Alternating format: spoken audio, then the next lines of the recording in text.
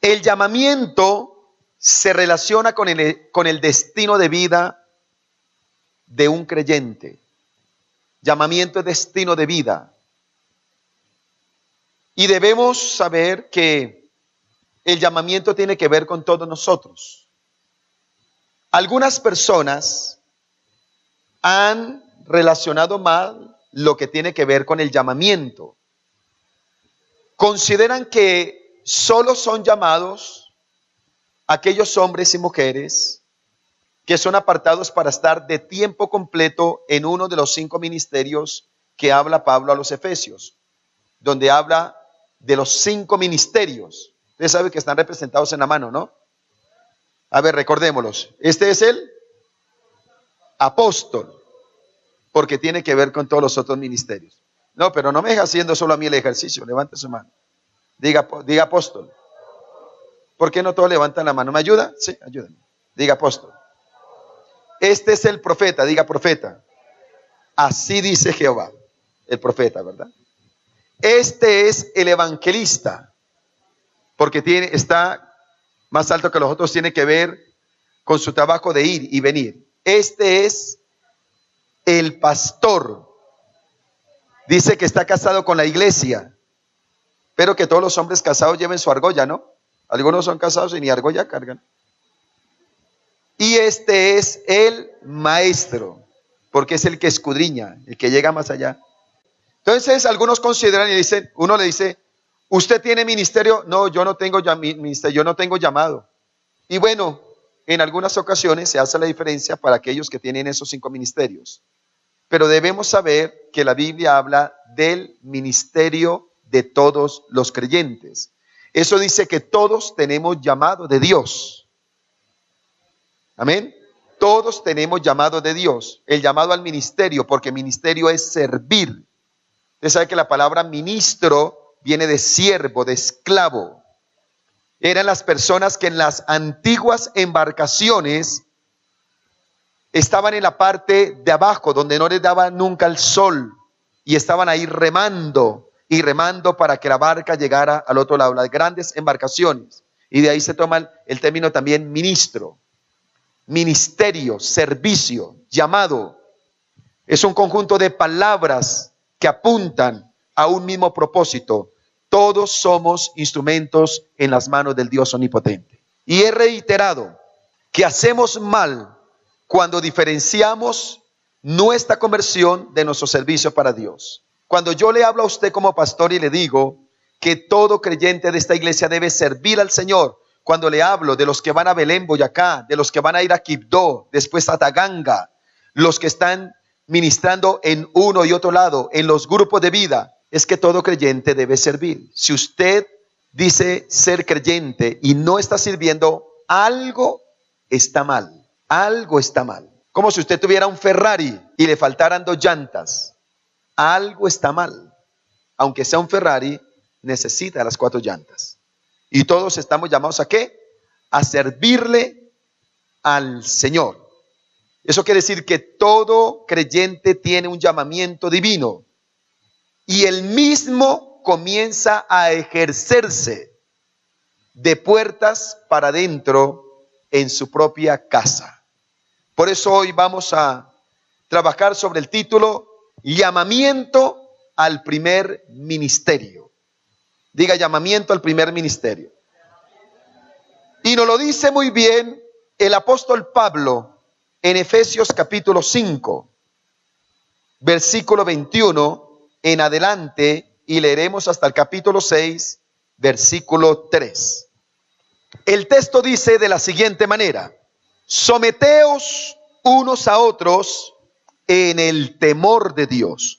Las casadas estén sujetas a sus propios maridos como al Señor, porque el marido es cabeza de la mujer, así como Cristo es cabeza de la iglesia, la cual es su cuerpo y él es su Salvador. Así que como la iglesia está sujeta a Cristo, así también las casadas lo estén a sus maridos en todo.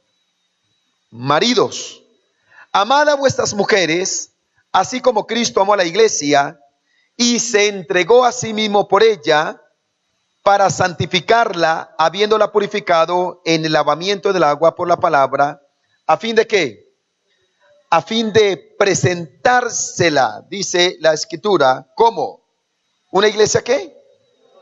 Una iglesia gloriosa, que no tuviese mancha, ni arruga, ni cosa semejante, sino que fuese santa y sin mancha. Así también los maridos deben amar a sus mujeres como a sus mismos cuerpos. El que ama a su mujer, ¿a sí mismo qué? A sí mismo se ama, dice la palabra. ¿Por qué? Porque nadie aborreció jamás su propia carne, sino que la sustenta y la cuida, como también Cristo a la iglesia, porque somos miembros de su cuerpo y de su carne y de sus huesos. Por eso dejará el hombre a su padre y a su madre y se unirá a su mujer y los dos serán una sola carne. Grande es este misterio, mas yo digo esto respecto de Cristo y de la iglesia. Por lo demás, cada uno de vosotros ame también a su mujer como a sí mismo, y la mujer respete a su marido. Hijos, obedeced en el Señor a vuestros padres, porque esto es justo. Honra a tu padre y a tu madre, que es el primer mandamiento con promesa, para que te vaya bien y seas de larga vida sobre la tierra. Vamos a considerar entonces en esta mañana cómo nos enfoca el llamamiento al primer ministerio y cómo debemos nosotros tenerlo claro para poderlo cumplir delante de la presencia del Señor. Y este texto se puede estudiar desde muchos tópicos y me voy a enfocar en la exégesis, en lo que es el trasfondo para ver lo que pasaba allí, por qué Pablo escribe así a la iglesia de Éfeso. ¿Qué le quería decir a ellos? Y cómo esto nos sirve a nosotros para cumplir ese llamamiento al primer ministerio. Y por eso, lo primero que nosotros debemos tener con base en este texto para cumplir el llamamiento es visión. Diga visión. Cuando hablamos de tener visión y hablamos de gente visionaria, de tener visión, la visión lo primero que hace no es mirar lejos. Lo primero que hace la visión es corregir las cosas que están mal. Una buena visión corrige.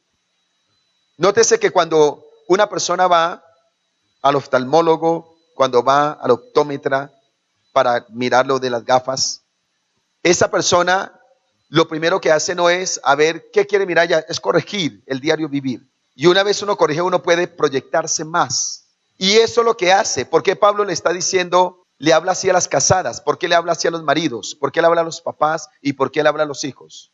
Porque lo primero que quería hacer el apóstol Pablo con esta palabra era corregir los defectos que la sociedad de aquel entonces, no diferente a la nuestra, estaba haciendo estragos en medio de las familias.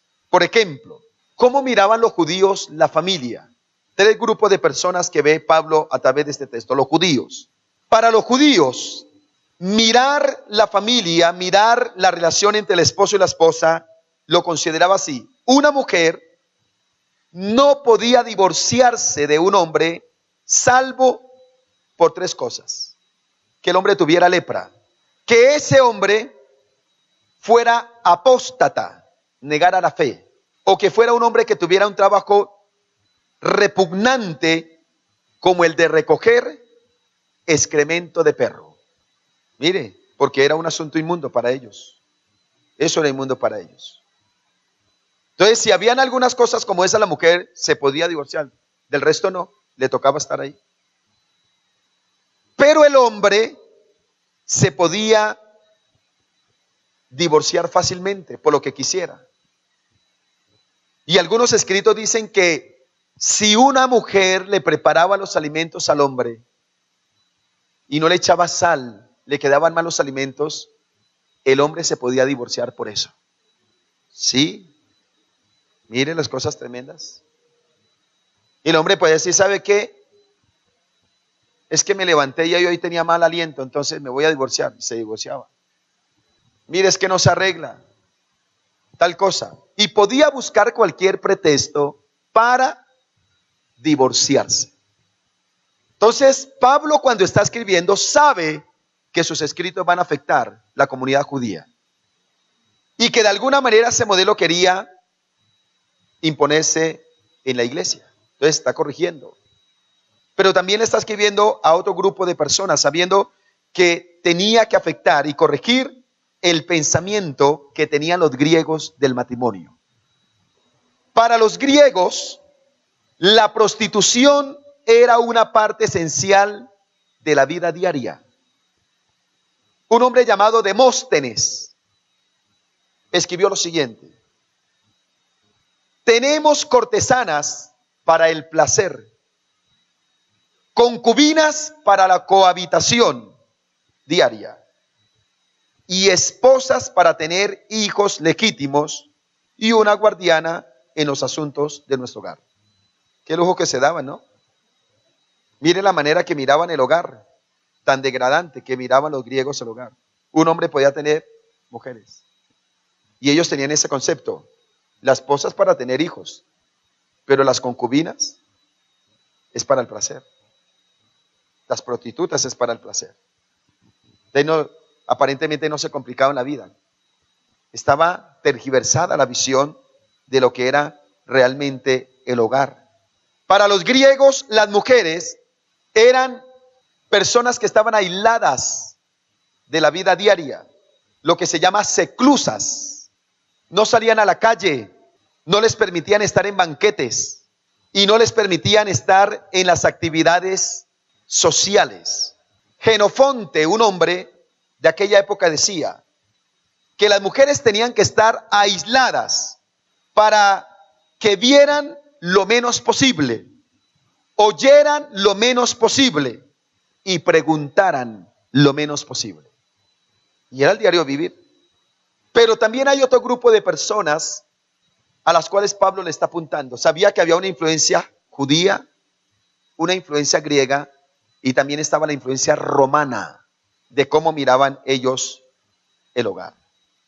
Un hombre llamado Séneca nos ubica, historiador de aquella época, dice que las mujeres se casaban para divorciarse y se divorciaban para casarse. Era el lema que identificaba a las mujeres. Se da el testimonio de una mujer que tuvo 10 maridos y se cuenta de otra que en tan solo 5 años tuvo 8 maridos. Es decir, que el vínculo matrimonial estaba, según los romanos, en vía de desaparecer. ¿Se da cuenta cómo estaba la sociedad cundida de una manera tan impresionante que no había valor para el hogar? Y lo que Pablo está haciendo ahora con esta palabra es llevando a que la iglesia, los creyentes, cumplieran en aquella época el primer llamado a poder cubrir el ministerio de su casa, a poder tener el modelo y el diseño divino y no caer en el vacío de la sociedad. No podemos ignorar que hoy más que nunca estamos llenos nosotros de información. Antiguamente la información de un creyente la recibía o en la casa o en la iglesia. Pero usted y yo estamos semanalmente bombardeados por mucha información. Usted sabe que a través de la tecnología, las redes sociales, a través de tantas cosas, hay mucha información. Y mucha de esa información nos puede afectar. De tal manera que nosotros también empecemos a tergiversar los diseños de Dios. Y mire cómo cuando el Señor está hablando en esta palabra, lo que hace es enfocar. Y le dice a las mujeres, mujeres, ustedes deben estar sujetas a sus maridos. Ustedes deben estar sujetas a sus maridos. Y esa sujeción debe tener un claro propósito. Es que el varón es la cabeza. Yo he escuchado algunas enseñanzas muy románticas. Dice, bueno, la igualdad entre el hombre y la mujer, y yo sé que la Biblia dice que en Cristo todos somos iguales. Pero cuando se trata del hogar, en una familia no pueden haber dos cabezas. No pueden haber dos cabezas. La iglesia no puede tener dos cabezas. La iglesia tiene una sola cabeza, que es Cristo Jesús. Y los problemas serios en un matrimonio se presentan cuando pretenden haber dos cabezas. No pueden haber dos cabezas en un solo cuerpo y las dos cabezas enviando información. El cuerpo va a colapsar. La palabra sujeción, y tengo aquí el original, significa sujeción, sumisión, poder estar bajo autoridad de, reconocer que esa es una autoridad puesta por Dios sobre la mujer. Y es una sujeción que debe llevarse a cabo según el llamado de Dios, voluntariamente, salvo que a una mujer le hayan puesto una escopeta en la cabeza para que se case, o que se haya casado tergiversadamente. Hay mujeres que se casan porque quedó embarazada. ¿Sabe que esa no debería ser la motivación para que una mujer se case? No debería casarse, no debería quedar embarazada antes de casarse. Pero si acaso queda embarazada, no necesariamente por eso se tiene que casar con ese hombre. Algunas mujeres se han casado para tapar el parche y serán desdichadas toda la vida. Y no debería ser así. Tampoco es el llamado a que una mujer sencillamente tenga relaciones, quede embarazada y ya, y siga. Y con el pensamiento, yo quiero un hijo, pero no quiero marido. Yo quiero un hombre que me haga un chino y ya con eso tengo. Esos son pensamientos cerrados, como los que estaba viviendo la iglesia de aquella época. Entonces la sujeción tiene que ser voluntaria. Y la mujer debe ver su rol, su función de esposa y de mamá como un llamado de Dios. Los hombres dijeron amén, no sé por qué. Las mujeres tienen que verlo como un ¿qué? Como un llamado de Dios. Bienaventurada la mujer que lo puede ver como un llamado de ¿qué? De Dios. Porque se está pastoreando una casa, se está cuidando las generaciones que vienen. Esa es una bendición de Dios. Y cuando Pablo estaba diciendo de esta sujeción, estaba contrarrestando precisamente el pensamiento romano de que la mujer podía hacer con su vida lo que quisiera, pasar por su vida a los hombres que quisiera y vivir de la manera que quisiera. Dice, no, así no es. Debe haber una continuidad, debe haber una sujeción, debe haber un respeto por el esposo. Y el llamado de Dios a la esposa es respetar al esposo. Hay algunas hermanas que están como a punto de llorar, no sé por qué. Pero también está hablando al esposo y le dice al esposo que no puede ser como los griegos, de tener a las mujeres que quiera y tratarla como quiera. No, debe amar a su esposa, no de cualquier manera. Dice, como Cristo amó a la iglesia. Entonces mire cómo usa una analogía impresionante. La mujer se sujeta al esposo como la iglesia a Cristo, sin condición, sin reparo, reconociendo su autoridad. Así debe ser. Pero el hombre debe amar como Cristo amó la iglesia. Eso quiere decir que no es cualquier amor, es un amor sacrificial, que lo entrega todo, es un amor purificador. Un buen esposo santifica y bendice a su esposa, la ayuda a crecer en Dios, la ayuda a desarrollarse en todas las áreas de su vida. Yo soy plenamente convencido que un día Dios a nosotros los esposos nos va a pedir cuenta por la esposa. Y que el Señor diga, Santiago, yo te la entregué a ti el 29 de diciembre del año 1990, te la entregué así. Hoy que llevas 26 años, 5 meses y 27 días de casado, ¿cómo la tienes? ¿Mejor o peor? ¿Mejor o peor? Entonces yo le puedo decir al Señor, la tengo mejor, más bonita. La china feliz. Todavía me ama. Ha crecido, ha estudiado, ha viajado, ha avanzado. se ha desarrollado ministerialmente, es mamá y es una mamá satisfecha, está segura, le he sido fiel. ¿Eso qué dice? ¿Eso qué dice? Que yo le he ayudado a crecer. Pero si Dios le dice a un hombre, ¿y qué de tu esposa, la que te entregué tal día? Ah, no, pues peleamos y yo le di una paliza. Y me sacó la piedra y la insulté. Y quería estudiar, le dije, no, cuide los chinos. No la administraste. No la cuidaste. No la amaste como yo amé a la iglesia, que lo entregué todo por ella. Para purificarla, para cuidarla, para poderla proyectar de manera especial. Entonces ahí nos dice que ese es un llamado. Entonces yo miro esta parte y digo, ser un esposo sí es un llamado de Dios. Si yo quiero ser un esposo como el mundo, como cualquiera, no lo veo como un llamado de Dios. Pero yo no podría predicarle a usted, no podría humildemente enseñarle a usted si antes no enseñé en mi casa. Cualquiera de los aquí presentes podría invitar a mi esposa, a Samuel David, a Juan Sebastián y ahora a mi nuera. Y usted los podría invitar a tomar un tinto y diga, mire, con sinceridad, abra el corazón y dígame cómo es su esposo, cómo es su papá, cómo es su suegro. Díganos cómo es él. No nos oculten nada. El pastor autorizó que nos diga todo.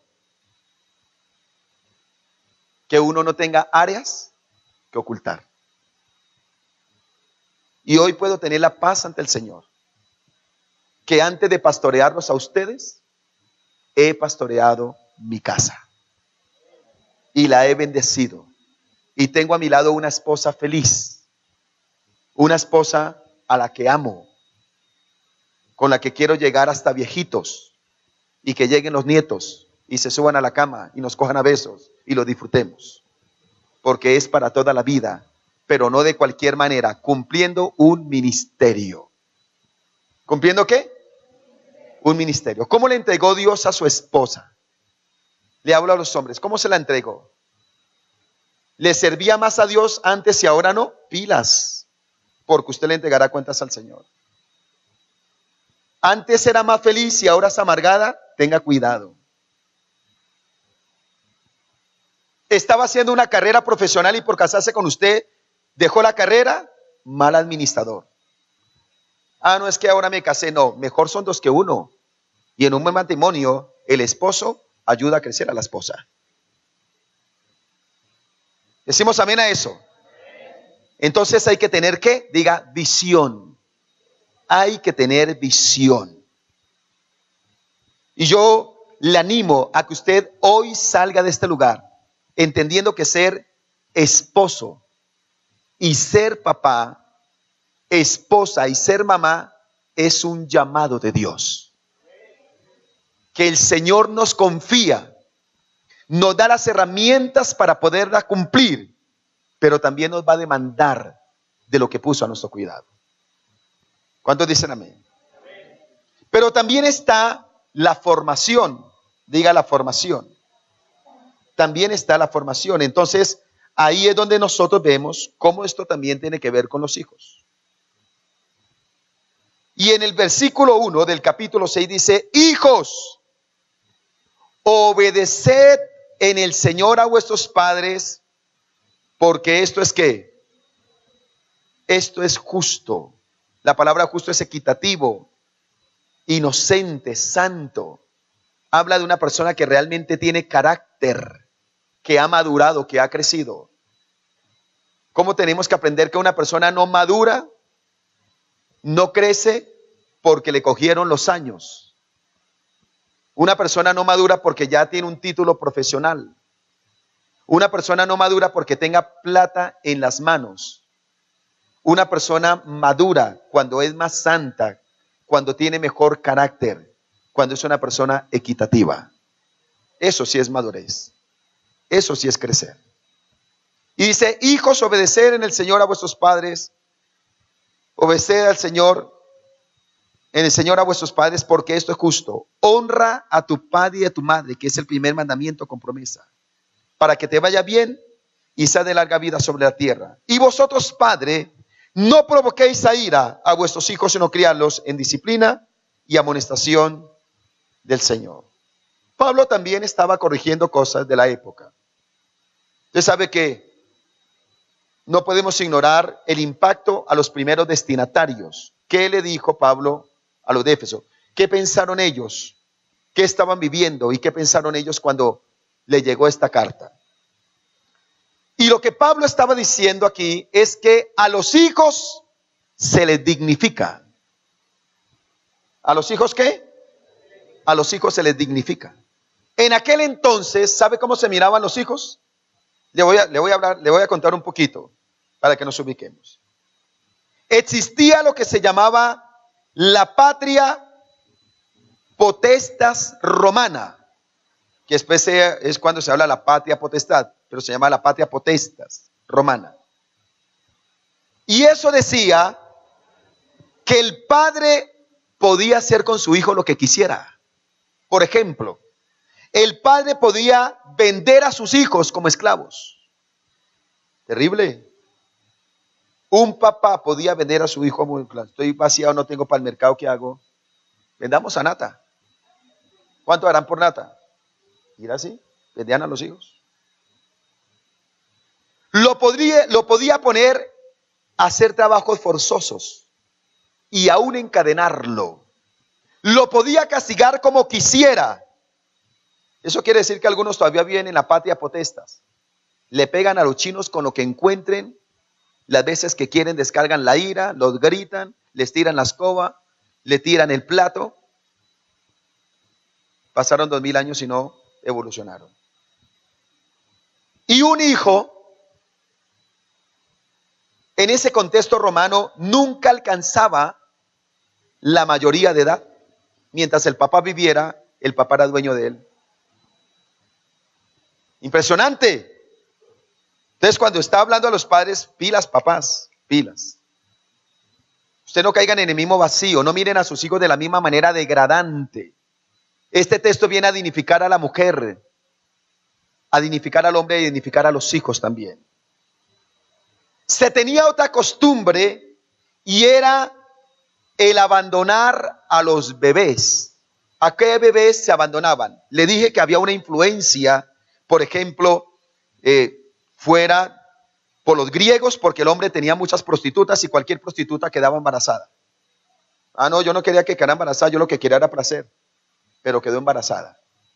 Y como estaba también la influencia romana, donde las mujeres cambiaban de marido cuantas veces quisiera, no se daba cuenta de cuál de ellos quedó embarazada. Yo he tenido que hablar con mujeres. ¿Estoy embarazada de quién? No, pues la verdad no sé. Dolorosamente hay mujeres que se acuestan con uno y otro y no saben de quién es el hijo. Y después le meten gato por liebre. Como era así, habían muchos embarazos no deseados. Y entonces cuando una mujer tenía un hijo y consideraba que era de cierto hombre, ¿sabe cuál era la práctica? Cogía al bebé, iba y lo ponía a los pies del hombre. Si el hombre lo recogía, era el símbolo de que lo estaba reconociendo como su hijo. Y si le parecía así como Nelson, así feito, entonces decía, no, ese chino no es mío, no se parece a mí, ese chino es. Y entonces le daba la espalda y se iba, y el hijo quedaba abandonado. Los hijos quedaban abandonados. ¿Sabe que había gente que se dedicaba a recoger los niños abandonados? No era el Instituto de Bienestar Familiar de la época. Recogían a los niños abandonados. ¿Sabe para qué los recogían? Los criaban para después venderlos como esclavos. Un papá que abandone a su hijo física o emocionalmente y no lo cuide de la manera que es, Satanás lo coge y lo cría para después esclavizarlo en el pecado. Qué terrible, ¿sí o no? Qué tremendo es. Yo no le voy a dar el derecho al mundo a que críe mis hijos. No le voy a dar el derecho al mundo, al pecado, que haga con mis hijos lo que quiera. Yo me responsabilizo de ellos y les siembro a ellos. ¿Cuántos dicen amén? De tal manera que yo debo estar al lado de mis hijos. Déjeme decirle, por favor, rápidamente, cómo nosotros debemos dignificar a nuestros hijos. Se lo voy a decir rápido. Uno dignifica a los hijos cuando aprende a afirmarlos. ¿Aprende qué?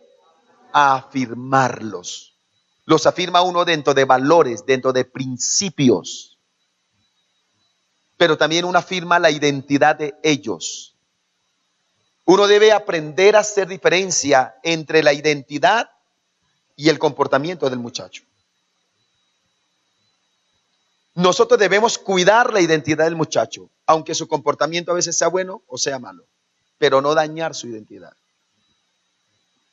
Muchas veces por corregir comportamiento dañamos su identidad. O por proteger una identidad somos condescendientes con un comportamiento. Te amo, hijo. Ganes el año o lo pierdas, yo te amo. ¿No se da cuenta que muchas veces un muchacho pierde el año y todo el mundo ¿qué quiere? Y en una trilla ese gran hediondo. Acábelo. ¿Cómo es que no valora esto? Y si un papá coge a un hijo que perdió el año y se lo lleva a cenar, mi hijo, ¿qué pasó contigo? Quiero escucharte. ¿En dónde estuvo la crisis? ¿Qué te pasó a ti? Hay que hacer algunos ajustes. Tus hechos tienen consecuencias, pero estoy aquí para amarte. No te amo porque ganes o pierdas un año, te amo porque eres mi hijo. ¿Será que es alcahuete ese papá? ¿Usted qué dice? Yo lo hice con Samuel David cuando perdió un año. Nos fuimos a cenar. Charlamos 3 horas. ¿Qué te pasa? ¿Por qué crees que perdiste el año? Dialogamos, hicimos ajustes. Porque yo tengo que afirmar su identidad. Y no porque hizo algo mal, llevármelo, este gran desgraciado, miserable, hijo de cualquiera, ojalá se muera, este gran tal por cual.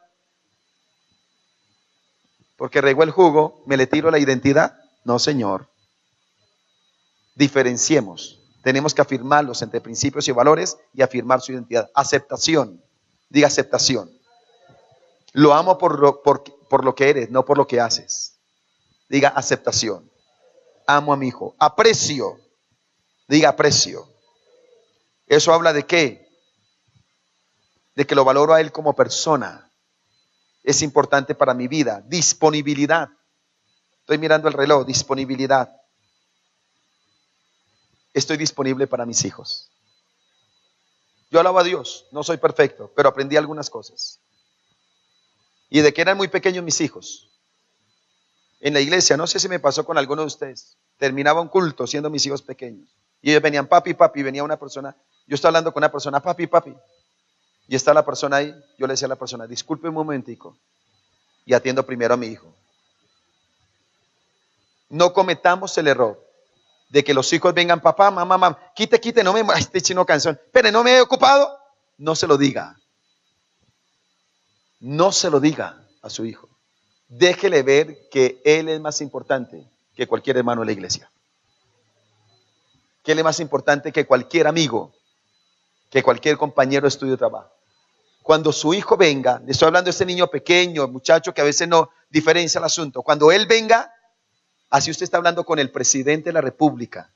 Dígale, señor presidente de la República, discúlpeme, mi hijo me necesita. Disponibilidad. Afecto.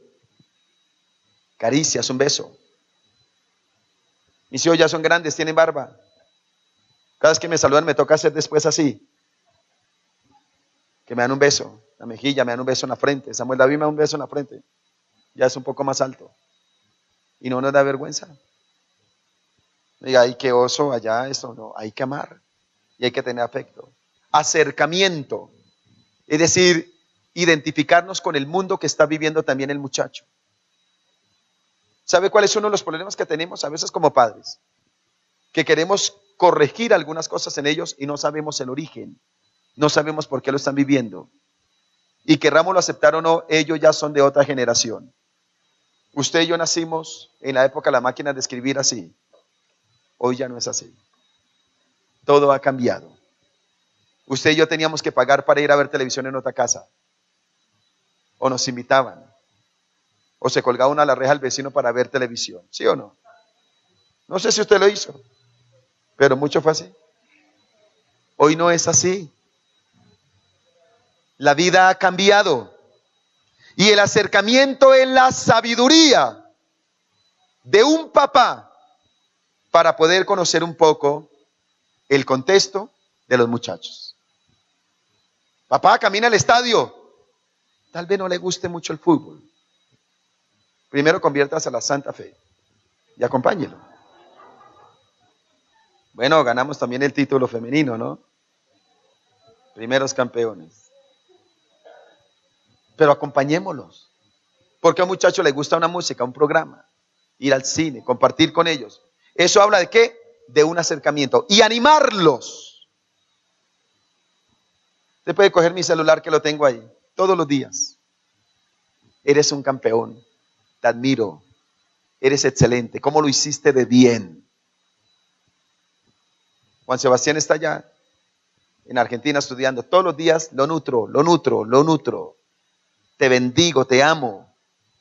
Te admiro. Soy un padre privilegiado. Me siento dichoso de ser tu papá. Gracias, hijo, por valorar los esfuerzos. Ayer duró 11 horas haciendo aseo y cosas porque está trabajando por una beca. Te admiro, hijo, por tu diligencia. Y afirmo.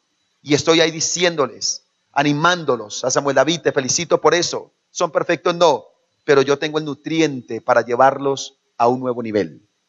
Cuando un padre hace eso, yo conozco el texto y sé que cuando habla de que los hijos obedezcan a los padres, ese es un mandamiento incondicional. No dice que si el papá es bueno o es malo. Pero es más chévere para un hijo obedecer a un buen padre que a un mal padre. Facilitemos un poco las cosas. ¿Cuántas administraciones hemos tenido que ver de hombres ya hechos y derechos llorando y diciendo, tengo que perdonar a mi papá por 30 años de crueldad y lo honro? Gloria al Señor por el amor que Dios da para sanar un corazón de esos heridos por 30 años y para poder honrar a su papá. Pero preferiblemente que no hubiera sido así. Qué lindo que sea un hijo que no le tenga miedo, pavor a su papá, como lo tenían precisamente estos muchachos. ¿Usted cómo cree que estos muchachos de esta época veían a su papá? Con terror, con asombro. ¿A qué hora me vende el viejo? ¿A qué hora me mata? ¿A qué hora me coge como un hombre salvaje y me coge a puños y golpes? Actos miserables que en el nombre de Jesús ninguno de nosotros lo cometamos con nuestros hijos. No descarguemos la ira sobre ellos. Qué lindo que los hijos puedan decir, mi viejo. Darle un beso, abrazar, reír, compartir, salir, disfrutar. Ahora, le habla a usted, hijo, que Dios le ha dado buenos padres. Si no son tan crueles como estos que deberían ser honrados, ¿por qué no honramos a esos viejos que se han esforzado por nosotros? ¿Por qué no los amamos? ¿Por qué no les hacemos caso de sus consejos? Ellos no lo dicen por amargarnos la vida. Ellos lo dicen porque nos aman. Y sí sería un acto altamente injusto que teniendo buenos padres no se les honre, como dice la Biblia. No se les dignifique, no se les dé la altura. Entonces habla precisamente de una formación para después ir a una proyección. Hay visión, formación y proyección. Y lo que Pablo está haciendo ahí, Dios a través de Pablo, es proyectando familias saludables por las generaciones. Estos modelos de hogar judíos, griegos y romanos no tenían esperanza de generaciones saludables. Ni sabían quiénes eran sus papás. Destruidos. Pero ¿sabe qué quiere Dios con esto? Que nos gocemos de ver la formación de las nuevas generaciones. Como dice un salmo, para que lo sepan las nuevas generaciones. Qué lindo que dejemos legado de paz, de bendición.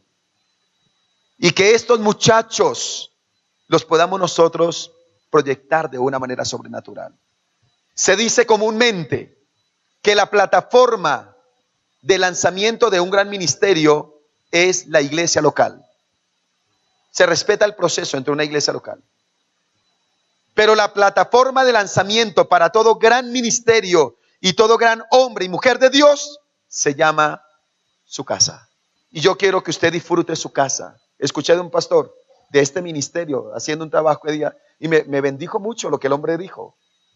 Estamos con el pastor Neftalí García y el hombre soltó una que me quedó muy marcada en el corazón.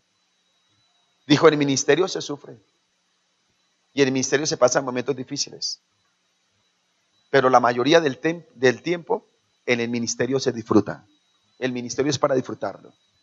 Y yo creo que eso es aplicable a la casa. En la casa se pasan pruebas, pero a toda hora amargados. ¿Qué jartera llegar a ese lugar? ¿Solo caras agrias? ¿Solo choques, problemas y discusiones? ¿Y cada uno encerrado en su cuarto? En el nombre de Jesús, no. Que disfrutemos nuestra casa. Yo estoy contando las horas que llegue esta noche mi esposa. Que disfrutemos nuestra casa. Que disfrutemos los unos a los otros. Que nuestra casa sea un lugar de bendición y un lugar de paz. Si todos cumplimos con el llamamiento al primer ministerio, que es la casa, papá, mamá e hijos, vamos a ver una iglesia feliz llamada hogar. ¿Sabe una cosa? Que según esta palabra, nosotros tenemos recurso divino, es Cristo Jesús. Así como Cristo amó a la iglesia, tenemos recurso divino para tener una familia saludable. Yo ponía esta ilustración y quiero decírselo a usted rápidamente. Si usted tiene 2 hijos, 3 hijos, y usted dice, oiga, pero es que uno es juicioso y el otro no. No le diga, venga, sea como su hermano. No me diga que sea como mi hermano porque yo no soy mi hermano. No me compare. Esa es una ofensa. Yo le decía esta ilustración. Si usted tiene una finca, usted compró un potrero y lo tiene en una subida y va a ser una casa bien bonita en ese potrero, en esa finca que tiene una loma. Y usted va por la calle y se encuentra los planos perfectos con todos los estudios de otra casa para hacerla en un terreno llano. Y usted coge ese plano y dice, wow, este plano está muy bien. Entonces coge este plano y voy y hago la casa en la loma. ¿Cómo le queda la casa? Le queda chueca. Te pone la cama y se le rueda. Así es cuando usted quiere edificar un hijo en un hijo con planos ajenos. Y cada vez que un papá dice, es que mis hijos, es que se me salió las manos, es que una cosa que otra, yo tengo seguridad que fue que no encontró el diseño en Dios para su hijo. Y hoy hay una palabra, todo padre, así sus hijos ya sean grandes, tengan pelos por todo lado, sean viejos, usted todavía tiene un consejo de parte de Dios para ese muchacho.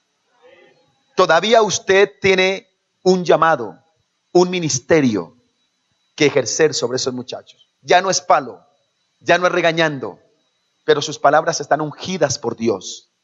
Su intercesión vale, sus consejos todavía Dios los va a usar para corregir, para liberar, para sanar.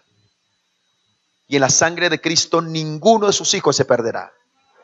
Y todo hijo que esté apartado del Señor en el nombre de Jesús volverá al camino por el poder de la sangre de Cristo. Volverá en el nombre de Jesús.